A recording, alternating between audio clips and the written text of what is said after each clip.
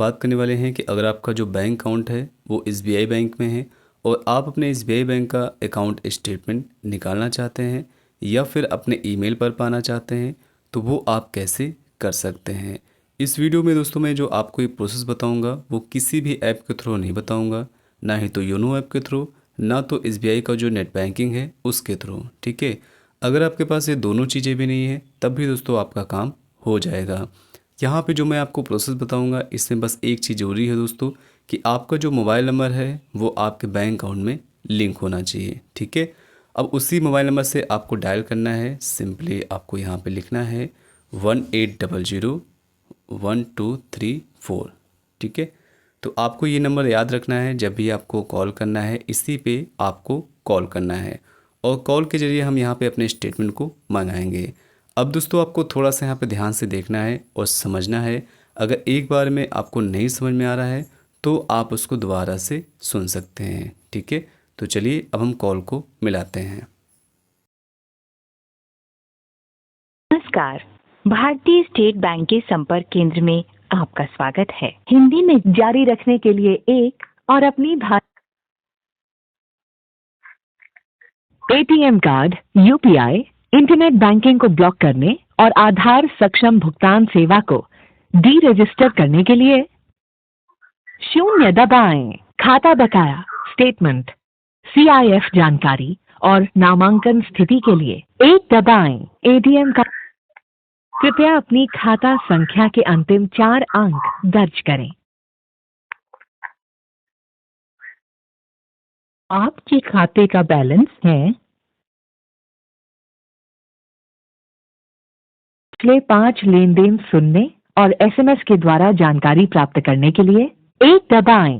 पंजीकृत email ID पर खाते का विवरण प्राप्त करने के लिए 2 दबाएं। पहले से दर्ज की गई खाता संख्या के साथ जारी रखने के लिए 1 दबाएं। पिछले 3 महीनों के खाता विवरण के लिए 1 दबाएं। पिछले 6 महीनों के खाता विवरण के लिए 2 दबाएं। पिछले 12 महीनों के खाता विवरण के लिए 3 दबाएं। पिछले वित्तीय वर्ष के खाता विवरण के लिए 4 दबाएं। फिर से दोहराने के लिए स्टार दबाएं। प्रिय ग्राहक, आपका अनुरोध सफलतापूर्वक दर्ज कर लिया गया है। खाते का विवरण शीघ्र ही आपके पंजीकृत ईमेल आईडी पर भेज दिया जाएगा। फिर से दोहराने के लिए स्टार दबाएं। मुख्य मेन्यू पर वापस जाने के लिए 8 दबाएं। तो दोस्तों इस तरीके से आपकी यहाँ पे बात हो जाएगी। आपको कॉल करना है 1800 1234 पे। ठीक है, इस पे जब भी आप कॉल करेंगे तो यहाँ पे और भी कई सारे ऑप्शन हैं जिनका आप यूज़ कर सकते हैं।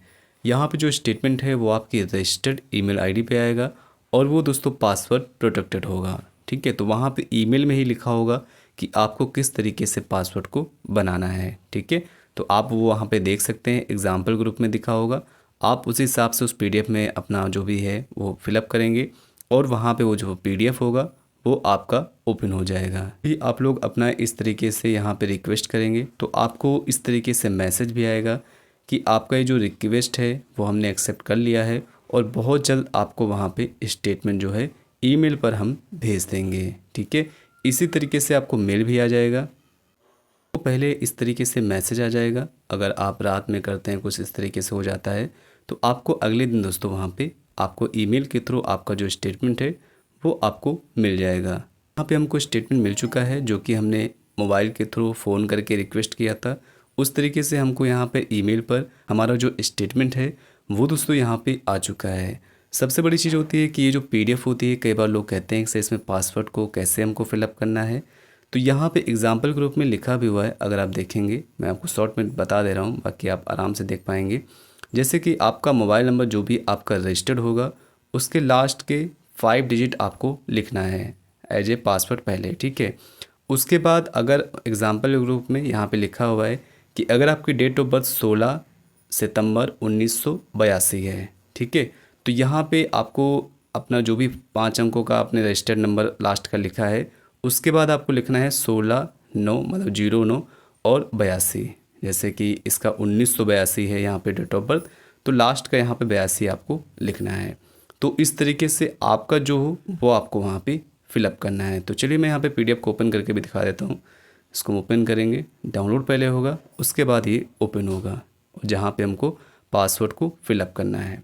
इतना लिखने के बाद आप ओपन पे टिक कर देंगे और यहाँ पे जो हमारा स्टेटमेंट है वो यहाँ पे ओपन हो चुका है।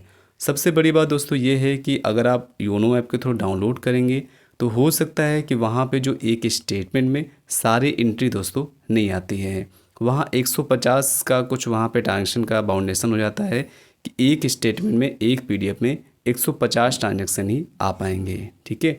लेकिन आप ये देखेंगे ये वाला स्टेटमेंट कुछ अलग होगा और काफ़ी दोस्तों ठीक ठाक है।